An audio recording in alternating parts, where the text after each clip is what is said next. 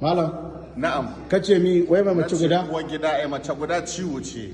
Bi samun sauki uku gadara hudu warkewa.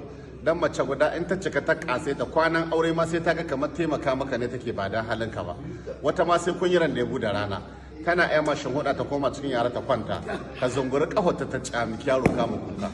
Mace guda tana mai da namiji ladihi ga ka ci ka koshi ga ta bayan ka ji ba husu wuce ma ba ta tashi.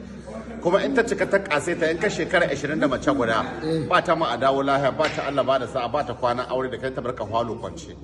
Ko sai ta sati da kalar dara guda kake kwana kalar kwano guda take baka abinci. Kuma in ta ga horka ma ɗiyan take aikowa ku je baban naji motsin baban kwazo ku dauki abinci ku kai mashi.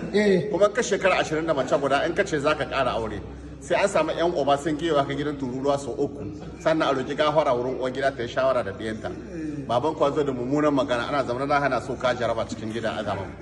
Ita ko in ta cika ta kase ta can hwaka take sai ta ga arzikin da Allah ba kama dan ka aure ta ne ka arziki a da maciyacin ka yanzu ko dalilin ta ne Allah ma albarka kai in ka rabu ta kamar ciyaciya za kai kuma in ta cika ta koshi sai ta ga ita ke hakuri da kai ba kai ke hakuri da ita ba zaman kaddara zaman diya zaman bakin ciki mace guda tana iya sama tension dare guda a rabu da kai 12 dare majalisa ka zo gida ta gama bakan magana ka haɗin zuciya ka bar mata duniya kawai sa muka ce da ka je makabarta ka iska kabari ɗirgegi ya cika tulun ƙasa na mai mace guda ne ita ke sa mai tension dare guda bakin ciki ya kashe shi